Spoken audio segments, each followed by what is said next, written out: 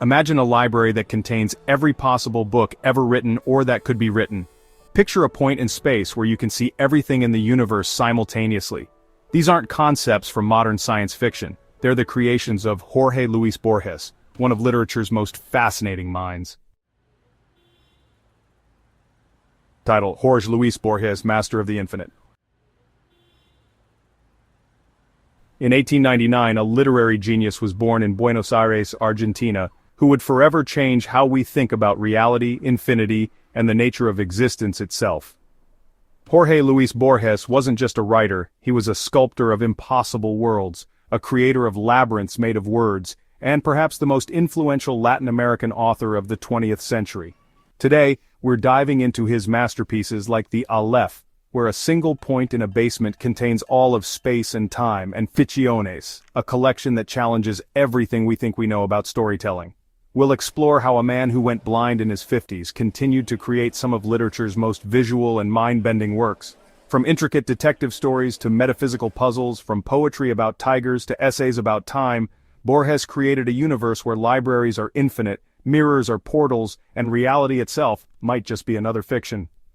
Join me as we unravel Jorge Luis Borges's labyrinth of imagination, where every story is a doorway to the infinite and every page challenges what we think is possible in literature. Jorge Luis Borges, who lived from 1899 to 1986, was one of the most influential and innovative writers of the 20th century. As an Argentine author, he revolutionized both Latin American and world literature through his uniquely philosophical and metaphysical approach to writing. Key aspects of Borges as a writer include his literary style and themes. He was known for his complex, labyrinthine short stories that often blur the lines between reality and fiction. Borges frequently explored themes like infinity, mirrors, libraries, dreams, time, and identity. He combined elements of fantasy, philosophy, and detective fiction in unprecedented ways, creating intricate fictional worlds that question the nature of reality and knowledge. His major works include Ficciones from 1944 and El Aleph from 1949, which are his most celebrated short story collections. Other notable works are A Universal History of Infamy from 1935 and Labyrinths, a collection widely read in English translation. El Jardín de Senderos que se bifurcan, or The Garden of Forking Paths, is another significant piece. Borges's cultural impact was profound. He served as the director of the National Library of Argentina and taught English literature at the University of Buenos Aires. Despite going blind in his 50s, he continued to write and lecture extensively. His work influenced magical realism, although he didn't consider himself part of that movement. In terms of literary innovation, Borges pioneered metafiction, stories that comment on their own fictional nature. He developed the concept of the library as universe metaphor and created the famous concept of the Aleph, a point containing all other points in space. He mixed high philosophical concepts with popular genres like detective stories. Borges's influence extends far beyond Argentina. His work has inspired writers, philosophers, and artists worldwide. His unique approach to literature, combining intellectual depth with imaginative storytelling, helped establish Latin American literature on the world stage and continues to influence contemporary writers and thinkers. Many of his works engage with philosophical ideas while remaining accessible through their inventive narratives. For example, his story, The Library of Babel, explores concepts of infinity and knowledge through the metaphor of an endless library, while The Garden of Forking Paths anticipates ideas about multiple universes and quantum mechanics through a detective story format. While he never won the Nobel Prize in Literature, which is a notable oversight, Borges received numerous other prestigious awards and is considered one of the most important writers of the 20th century, particularly in the Spanish-speaking world and among writers and intellectuals globally.